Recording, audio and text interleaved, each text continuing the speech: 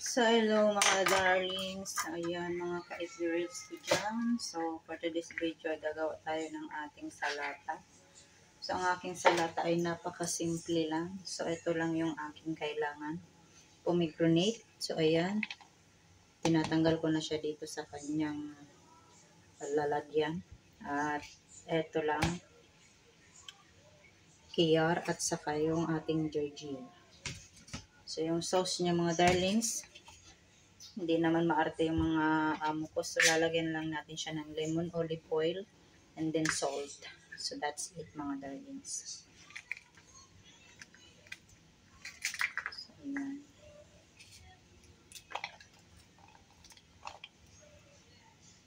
Yung iba hindi na ano. Yung iba sira. Kaya pipiliin lang natin yung mga magaganda. Magaganda. Kasing ganda. House joke lang. Char lang. Charot lang. Alam ko naman na hindi naman ako pala maganda.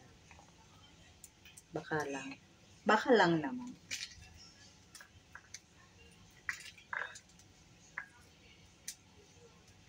So, hindi ko pa natikman kung anong lasa nito. Matamis daw ba?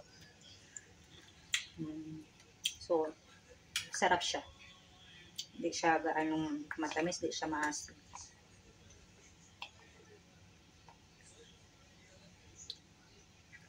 Siguro naman enough yung dalawang peraso lang.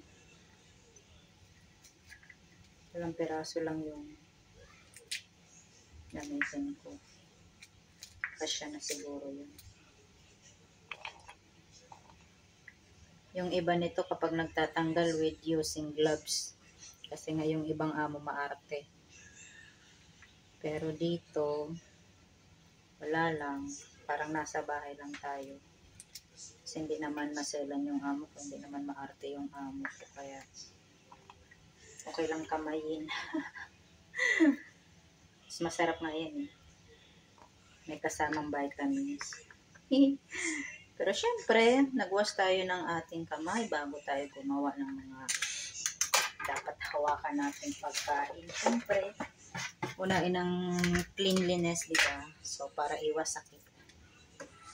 So, ayan, dahil tapos na ako sa ating pomegranate. So, ayan, diba? Naghugas ulit ako ng aking kamay. So, ayan.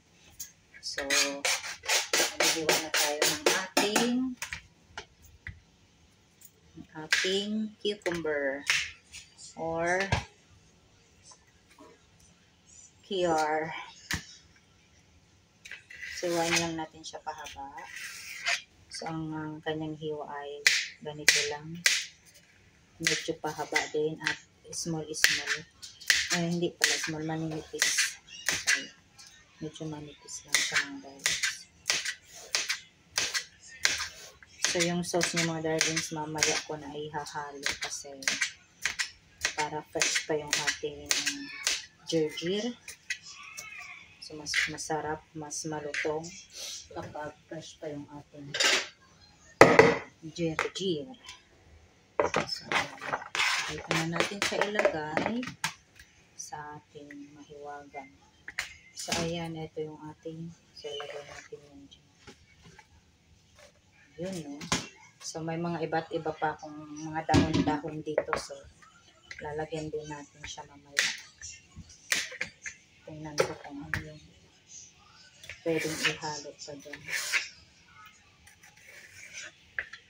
Ayan.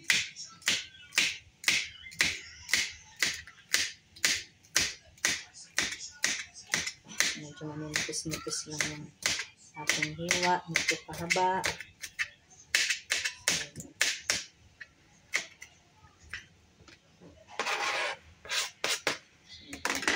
So, okay na siguro yan. Copy na siguro yan. So, ihahalo natin ito.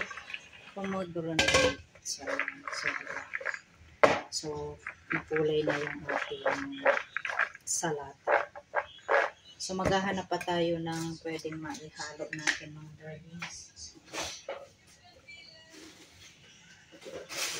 So, may mga iba pa tayong dahon dito. So, ito, hindi ko alam to, pero sa atin, damo lang to. Nakalimutan kung anong tawag nito. So, dahil malinis na rin to, so, pwede na natin siyang ihalo.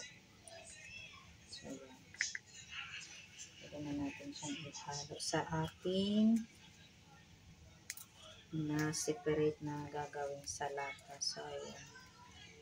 So, bago ko siya nilagay sa rep, mga darlings, hinugasan ko na siya. Para sakali na gumawa tayo ng salata, ready to ano na lang, hindi na tayo magwawash pa, diba? Ready to make na lang. Ayan. Ang tagal ko na dito, pero hindi ko alam kung anong mga dahon na ito. Basta sa atin, yung ano nito tumutubo dito sa mga parang kanal-kanal ba na may mga bulaklak na maliliit. Tapos parang may buto-buto siya na maliliit. Itong ganito mga darlings. Hindi ko alam. Pero mayroon din dito yung pansit. Yun yung sinasabi ko na pansit na tumutubo sa kanal. Pero dito kinakain. Nahalo din sa salata. So, okay na siguro yung mga darlings. So, enough na. So, baka yung clear natin medyo konti lang siya. So, dagdagan natin sa mga darlings.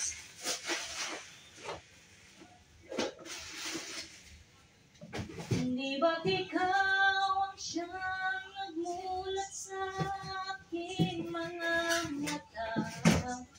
Hindi ba't ikaw ang nagbigay sa akin ang saya? So, ayan, dagdagan natin kasi parang medyo marami yung ating dahon-dahon. So, hindi ko nakita yung ginayat ko na cucumber. So, ang laki ng cucumber na to. So, ayan. Para naman makita yung ating cucumber sa ating salata.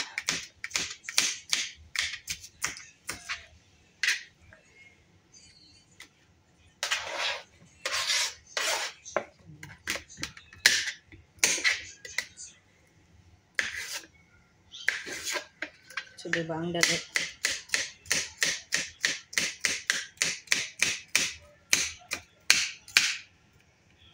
So, yun.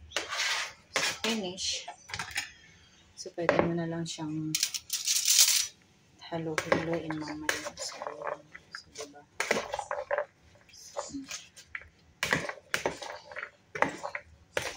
So, yun. So, ito na siya, guys. So, mamaya na natin siya temperature. So, ganyan lang siya, mga darlings. So, yan. So, ito yung ating fresh salad. Fresh vegetables salad. So, yan. Thank you so much.